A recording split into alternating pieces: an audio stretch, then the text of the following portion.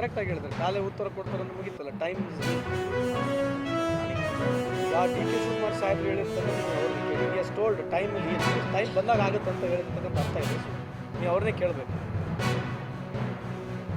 ನೀವು ನಮಗೆ ಅದು ಆಗಲ್ಲ. ದಯವಿಟ್ಟು ನಾನು ಭಾಳ ಸಲ ರಿಕ್ವೆಸ್ಟ್ ಮಾಡ್ಕೊಂಡಿದ್ದೀನಿ.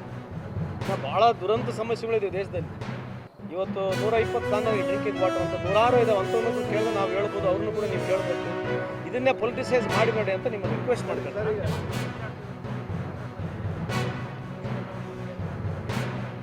ಕಾಂಗ್ರೆಸ್ ಒಬ್ಬರಿಬ್ಬರು ಮಾತಾಡಿದ ತಕ್ಷಣ ಕಾಂಗ್ರೆಸ್ ಅಲ್ಲಲ್ಲ ಸರ್. ಒಬ್ಬರಿಬ್ಬರು ಮಾತಾಡಿದ ತಕ್ಷಣ ಕಾಂಗ್ರೆಸ್ ಎಲ್ಲರೂ ಆಗೋದಿಲ್ಲ. ನೀವು ಹೇಳ್ತಕ್ಕಂಥ ಸರಿ ಇದೆ. ಶಾಸಕರು ಮಾತಾಡೋದು, ಈ ಕಡೆ ಆ ಕಡೆ ಮಾತನಾಡೋದು, that does not mean they represent entire Congress. I respect all my media friends. So my humble request ಹುಟ್ಟಿ ಇದನ್ನು ಕೇಳಬೇಡಿ ಅಂತಕ್ಕಂಥದ್ದು ನಮ್ಮ ರಿಕ್ವೆಸ್ಟ್ ಇದೆ. ಕೇಳಿದ್ರೆ ಉತ್ತರ ಕೊಡ್ತೀವಿ. ಅದಕ್ಕಿಂತ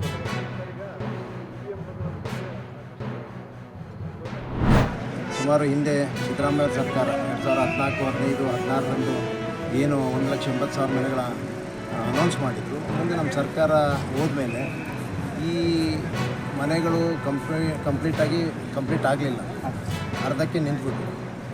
ಬಹುಶಃ ನಮ್ಮ ಸರ್ಕಾರ BJP ಸರ್ಕಾರ ಬಂದಮೇಲೆ ಆಗಲಿಲ್ಲ.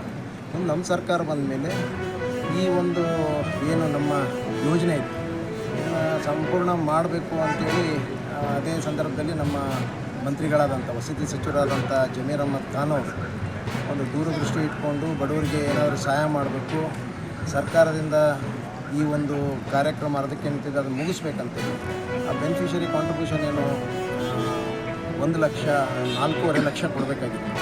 ಅದು ಅವ್ರ ಕೈಯಲ್ಲಿ ಕೊಡೋಕ್ಕಾಗಲ್ಲ ಅಂತ ಹೇಳ್ಬಿಟ್ಟು ಸರ್ಕಾರ ಮಟ್ಟದಲ್ಲಿ ಮುಖ್ಯಮಂತ್ರಿಗಳ ಮನವೊಲಿಸಿ ಸರ್ಕಾರದಿಂದನೇ ಸುಮಾರು 4 ಲಕ್ಷ ಕೊಡುವಾಗೆ ಇವತ್ತು ಭಾಳ ದೊಡ್ಡ ಹೆಜ್ಜೆಯನ್ನಿಟ್ಟರು.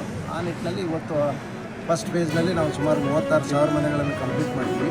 ಈ ಎರಡನೇ ಫೇಸ್ನಲ್ಲಿ 42,345 ಮನೆಗಳನ್ನು ಇಡೀ ರಾಜ್ಯದಲ್ಲಿ